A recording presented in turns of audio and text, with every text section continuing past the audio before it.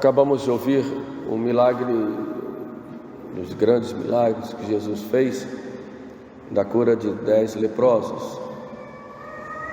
É significativo o fato daqueles leprosos virem e de longe, ao Jesus entrar num povoado, gritarem: "Tende misericórdia de nós, Jesus Mestre." Os leprosos eram considerados pessoas fora do convívio social, não poderiam ficar. A lepra era considerada uma doença maldita, e quando uma pessoa era leprosa, ela tinha que sair de casa, e muitas vezes ficavam fora, não podiam entrar nas sinagogas. Quando entravam, ficavam geralmente atrás. Tinham que ter sempre em si, no seu corpo, alguma coisa que mostrasse que ela era leprosa. O fato é que eram considerados legalmente impuros. Por isso nós vemos 10 aparecerem a Jesus fora do povoado, porque não podiam entrar na cidade, e juntos eram um companheiro do outro no seu infortúnio, e juntos gritaram pedindo misericórdia a Jesus. E qual foi a resposta de Jesus? Outra vez, um outro leproso aí sozinho disse: "Senhor, se queres, pode limpar-me." E Jesus disse: "Eu quero ser limpo", e curou na hora. Mas a esses 10 não. Jesus disse: "Ide e apresentai-vos aos sacerdotes." Por que isso? Segundo a lei, quando a pessoa ficava curada da lepra, e a lepra não tinha o sentido como nós vivemos hoje, a lepra era qualquer doença de pele, era considerada lepra, mas se tinha qualquer problema nesse sentido e ficava curado, o homem deveria ir ao sacerdote e verificaria se realmente não tinha mais nada, fazia umas cerimônias de purificação e declarava a pessoa limpa, e a pessoa poderia voltar ao convívio social.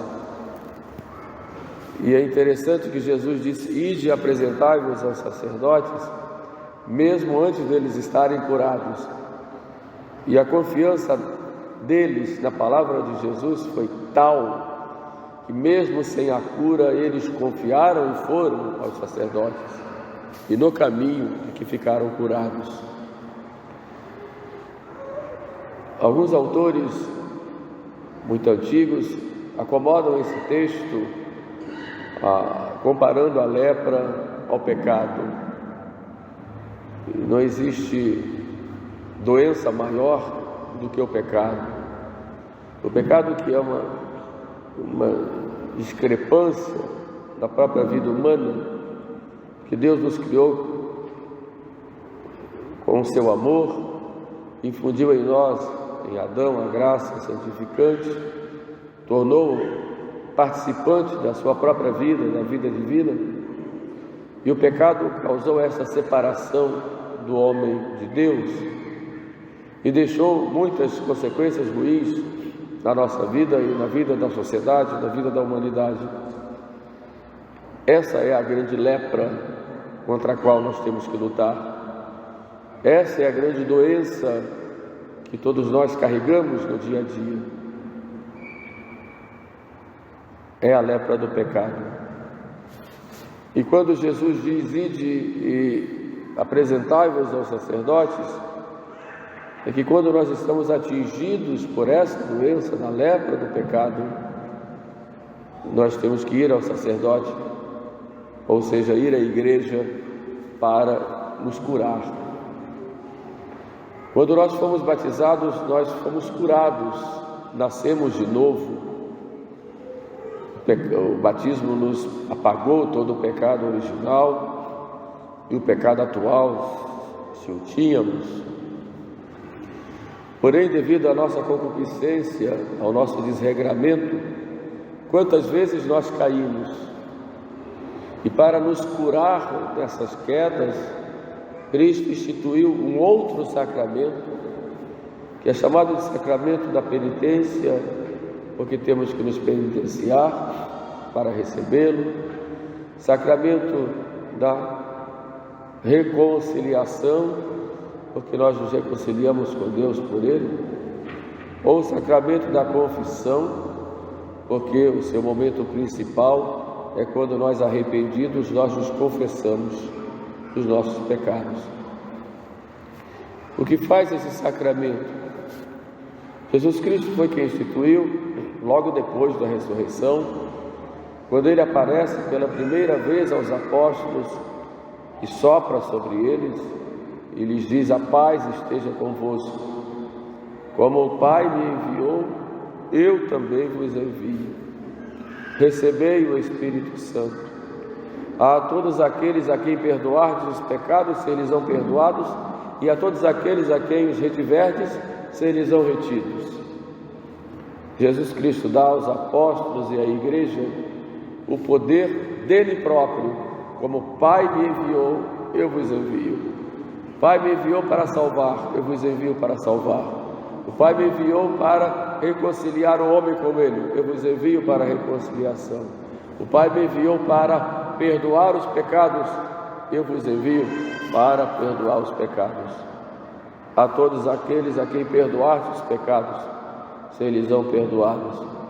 É o poder das chaves e o poder de exercer o próprio ministério de salvação de Jesus Cristo, através do sacramento do perdão, que nós chamamos de penitência ou confissão. É uma grande graça para nós podermos nos confessar, uma grande graça. É um sacramento chamado sacramento de cura, porque cura a lepra da alma e ao pecado. Ele cura, mas é também um sacramento que nos preserva. Não só cura, como preserva, como santifica. O sacramento da confissão não apenas perdoa os pecados, mas ele santifica, porque dá um aumento da graça para a pessoa que o recebe. E só o sacerdote, que em nome de Deus e da igreja, acolhe o pecador e lhe dá a absolvição. E quando ele diz: eu te absolvo dos teus pecados, em nome do Pai, do Filho e do Espírito Santo, é Deus que absolve. É o próprio Jesus ali que pega uma gota de seu sangue e derrama na cabeça daquele fiel e diz: eis o preço do perdão, vai e não peques mais. Eis o que é o sacramento da confissão. Ultimamente, graças a Deus, nós temos visto na igreja, sobretudo depois do jubileu do ano 2000, uma volta muito grande dos fiéis a esse sacramento, que infelizmente tinha sido deixado de lado no final do século passado em muitos lugares. As pessoas deixaram os confessionários e foram procurar medicamentos para se esquecerem da vida, dos seus problemas. Mas o que não é a confissão? A confissão, o confessionário não é um consultório psicológico, de terapia. O padre não é um terapeuta. Não vai buscar no confessionário um lugar para isso. Embora muitos padres queiram fazer isso, mas não é isso. Ali não é lugar para isso. O confessionário não é a cadeira de desabafo, porque eu vou lá para desabafar e vou lá e desabafo meus problemas. Não é ali o local.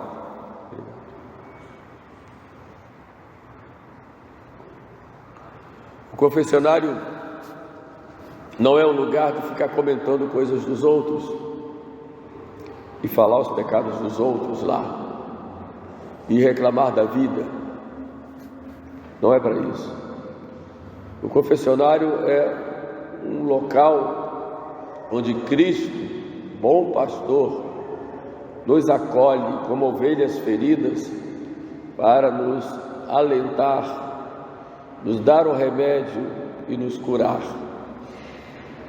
O sacerdote no confessionário, ele é médico que cura a alma. Ele é mestre que ensina o caminho. Ele é pai que acolhe. É amigo como Jesus, que acolhe e que incentiva.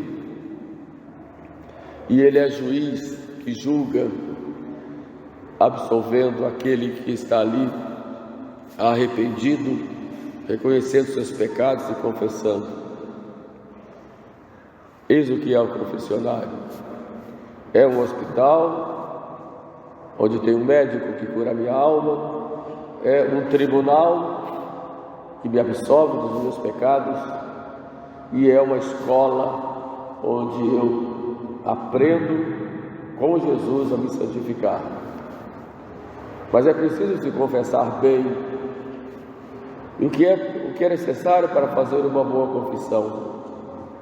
Não basta você ver uma fila de confissão, já entra. O brasileiro gosta de uma fila, já vê uma fila, eu acho que hoje eu vou me confessar, não vai lá. Não é assim. A confissão deve ser preparada com antecedência. A primeira coisa necessária para fazer uma boa confissão é fazer um exame de consciência. Tem que fazer. E eu digo para vocês, faça exame de consciência todas as noites, antes de dormir. Examine o que vocês fizeram durante o dia, agradeçam a Deus o dia que tiveram, peçam perdão dos pecados daquele dia e peçam perdão ali. Não sabe nem se vai amanhecer o dia seguinte? Já pensou? O dia seguinte vão lá, está morto, já era.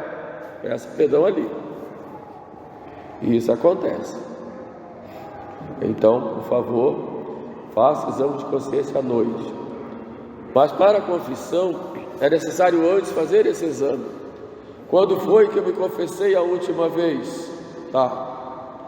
De lá para cá, quais foram os pecados? Eu cumpri a penitência que o padre me deu? E hoje os padres são tão bonzinhos, dão só penitências simbólicas, reze lá tal coisa. O padre não manda você colocar uma cruz nas costas aí andando pela rua, ou como era antigamente, ficar na porta da igreja vestido de saco e de cinza, pedindo a quem entra que rezasse. Antigamente era assim, mas hoje é tão simples. Então, de modo que cumprir a penitência, aí faça o exame. Para fazer o exame de consciência, pegue lá os 10 mandamentos. O mais simples é: quais foram os meus deveres para com Deus? Quem se confessa com frequência pode usar esse método. Meus deveres para com Deus. Tenho rezado todos os dias. E rezado direito? Ou foi rezado apenas por formalidade? Rezei um rosário, rezo um rosário por dia. Mas reza direito? Não é a quantidade da oração que vale, e sim a qualidade da oração. Você pode rezar o dia inteiro, mas se rezar mal, também não é o fato de você ter atenção na oração que significa que você rezou bem. Não. Porque muita gente acha que eu rezei mal porque eu não prestei atenção. Tive muitas distrações. É claro, temos que nos esforçar para não termos distrações, mas é aí que significa que você rezou bem. A oração não é um tratado, que eu vou apresentar para Deus. Não. Nossa mentalidade hoje é tão racionalista que a gente acha que se eu não prestei atenção em cada letra, em cada acento da oração, eu não rezei direito. Não. A oração é tudo. Você parou para rezar, já está rezando. Você ficou no cantinho, deixou tudo, já está em oração. Deus olha tudo na pessoa. Oração é uma postura, é um ato de estar ali a sós com o nosso Senhor e conversando com Ele. As palavras vão ser expressão de atitudes interiores, porque a oração é também um ato de amor, de entrega, de confiança, de humildade. Então, deveres para com Deus diários é a oração. Depois, a prática das boas obras por amor a Deus. Eu olho meus deveres para com meus irmãos, como eu tratei em casa, meu marido, minha mulher, meus filhos, as pessoas que eu encontrei na rua, como eu fiz meu trabalho, como eu agi no dia a dia. Depois, uma coisa que eu vejo hoje muito perigosa é a perda de tempo. As pessoas dizem hoje que não tem tempo, ninguém tem tempo para nada. Porém, nunca se perdeu tanto tempo como hoje. Quanto tempo se perde? E com futilidades. Com futilidades. Com conversas, com imaginações, redes sociais. Quanto tempo? Às vezes vai dormir 1, 2 horas da manhã lá no Facebook. Que é isso? Isso está errado. Vai ler um livro. Vai ler um livro. Perdeu tempo. Aí no dia seguinte acorda, tem que acordar mesmo. Acorda cansado, sem ânimo, mole. Aí o capeta olha, é assim que eu gosto. Que aí eu pego firme. Não tem força para resistir. Claro. Eu digo uma vez ou outra, há uma necessidade, mas cuidado com a perda de tempo. Pois não tem tempo. Então é preciso olhar bem isso na hora do exame de consciência. Tenho perdido tempo? O tempo que Deus me deu? Para quê? Então, olhe, procure fazer bem esse exame de consciência, os deveres para consigo mesmo, como usou a imaginação, que foi que olhou. A imaginação fica cheia de coisas que a gente vê, que a gente ouve, que a gente sente. Então procure povoar a sua imaginação de coisas boas, conversas boas, imagens boas, etc. Então a primeira coisa necessária para fazer uma boa confissão é fazer um exame de consciência. Agora, cuidado com os escrúpulos, porque é um outro grande problema hoje que a gente observa nos confessionários, são os escrúpulos. O escrupuloso é aquele que, primeiro, não confia em Deus, na sua misericórdia. Segundo, tudo para ele é pecado, tudo. Não é que tudo é pecado. Existe a consciência, ela pode ser escrupulosa ou pode ser laxa. Para o laxo, nada é pecado, pode fazer tudo, cara. É relativista. E o escrupuloso, tudo é pecado. Quando a pessoa se converte, deixa a vida terrível do mundo, se converte, tem essa tendência de ser escrupulosa. Achava que nada era pecado, agora tudo é pecado. E começa a lutar, meu Deus do céu, eu não consigo. Então se olha para lá e já pequei porque olhei, se pensei coisa, já pequei porque pensei, e falei, já pequei, tudo é pecado. A pessoa fica no desespero e afasta a pessoa da confissão, porque perde o ânimo, afasta a pessoa da Eucaristia, porque eu estou em pecado mortal, porque eu olhei para ali e pensei, mas meu Deus do céu, calma. Se tudo é pecado, nada é pecado, isso aí, a separação da consciência laxa para a escrupulosa é um fio. Se tudo é pecado, nada vai ser pecado, a pessoa vai desanimar e vai cair, e daqui a pouco vai, como dizia lá na Rosa, vai tudo a breca, vai embora. Então, tem que ter a consciência reta. Por isso o escrupuloso deve ser muito obediente ao sacerdote confessor, e não deve ficar mudando de padre na confissão, não, porque é perigoso. Se você tem uma doença e fica mudando de médico, nunca vai ter cura. Então, se é escrupuloso, procure ter um confessor só e obedeça a ele. E se ele disser, você não pecou, você acredite, não pequei. E não ficar discutindo com ele, não, o senhor não sabe, foi que eu pequei, calma, estou dizendo que não pecou. Então pronto, obedeça. Senão vai ficar no desespero. E é isso, o diabo pega por aí para tirar a pessoa, levar a pessoa ao desespero, a pessoa perder a confiança em Deus e dizer, eu não tenho mais jeito, acabou-se. É essa artimanha do diabo com a pessoa escrupulosa. Então pegue lá os mandamentos, pequei, não pequei, fiz, não fiz. E depois vem outra questão. Foi pecado mortal ou não foi pecado mortal? Todo mundo pergunta, padre, o que é pecado mortal? São Tomás diz, pecado mortal é todo aquele pecado que em que você, diante da lei de Deus e o próprio Deus, e o pecado, você olha para Deus e diz: eu não te quero, eu quero fazer isso aqui. Então você rejeitou a Deus, escolheu aquele pecado como seu filho, sabendo que ofende a Deus, disse: Senhor, fica para lá que eu quero isso aqui.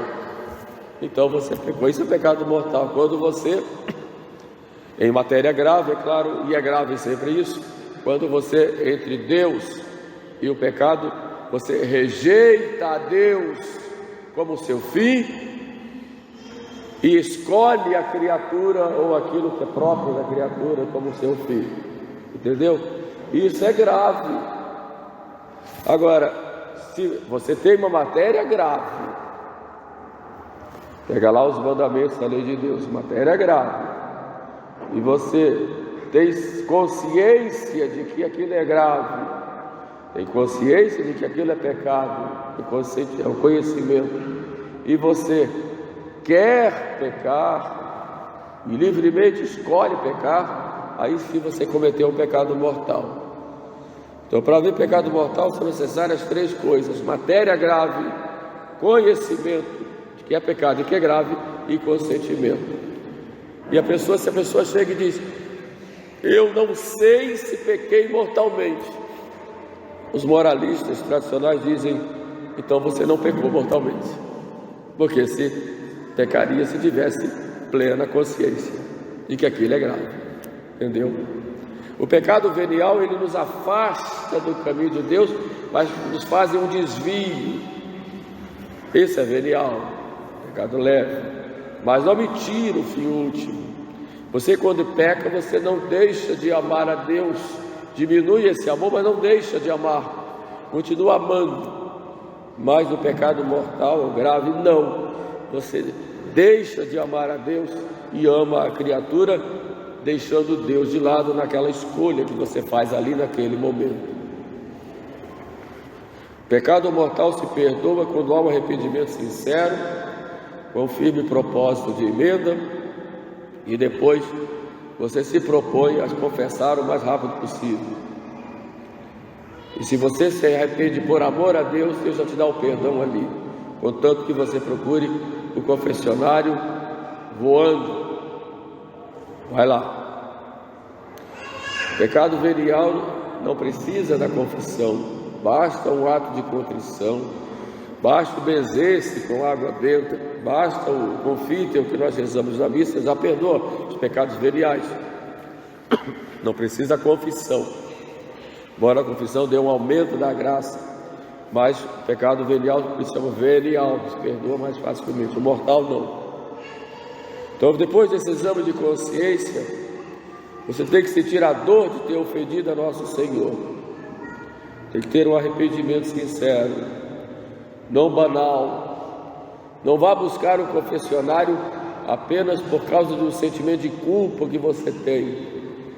Não vá buscar um confessionário apenas porque você quer comungar, como ali fosse um ato apenas formal, em que o padre vai lá dar um carimbo na sua carteirinha de católico, está carimbado, vai lá com a sua ceia e comunga. Não é isso. Muita gente vai confessar apenas por sentimento de culpa, que é um sentimento psicológico, e não por verdadeiro arrependimento, por dor de ter ofendido a nosso Senhor.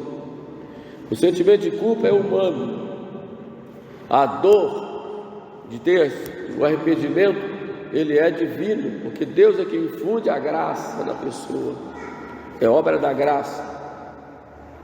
E a pessoa diz: meu Deus, eu pequei, eu te deixei de lado,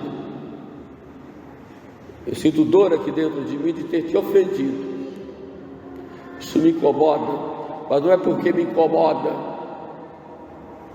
como disse Santa Teresa: ainda que houvesse céu, que não houvesse céu eu te amaria, ainda que não houvesse inferno eu te temeria, o que mais me incomoda é ter te ofendido.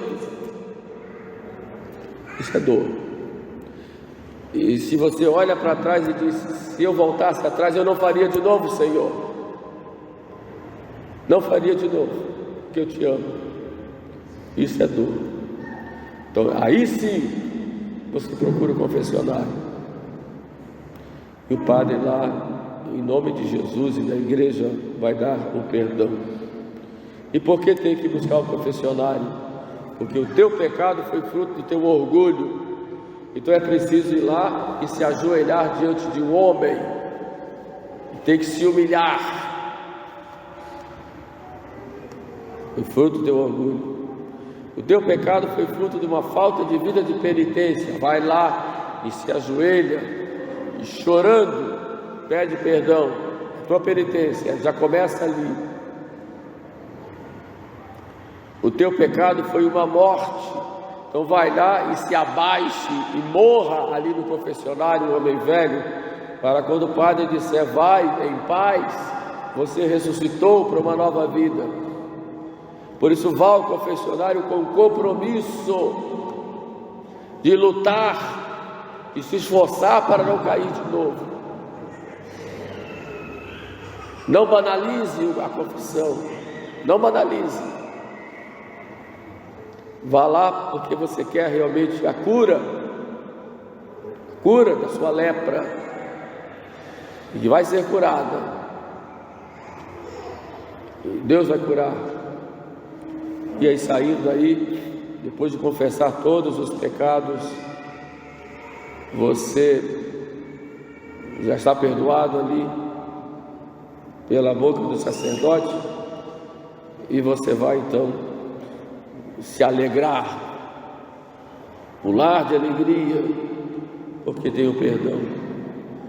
E porque tem que ir ao confessionário, além de ter que se humilhar, ter que fazer penitência, ter que morrer para o homem velho, você está diante da igreja, porque você é filho da igreja. E quando você pecou, você ofendeu a igreja, esse corpo que é a igreja.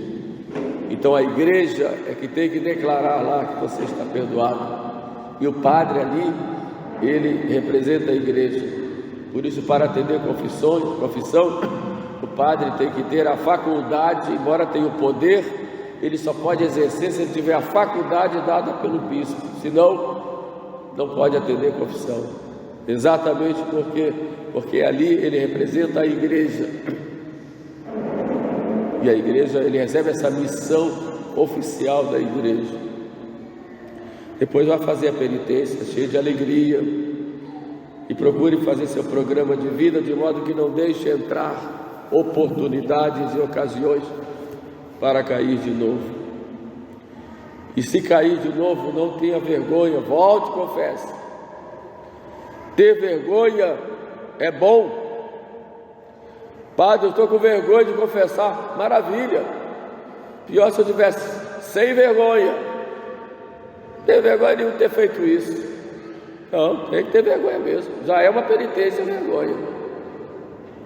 Depois a outra penitência é você sofrer com vontade de pecar, com vontade, mas não vou. Aí já é outra penitência. Então, a igreja assim vai, em nome de Jesus, curando a nossa lepra. E é uma graça muito grande a gente poder se confessar. Muito grande. Confessionário é o lugar dos milagres, das transformações.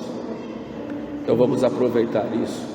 Esse grande dom que Deus dá para a igreja, e pedir a Nosso Senhor que mais e mais padres se preparem e estejam sempre prontos a ouvir os nossos irmãos leprosos, porque o padre também tem suas lepras, né? Possa acolher e dar a cura e o perdão. Louvado seja Nosso Senhor Jesus Cristo.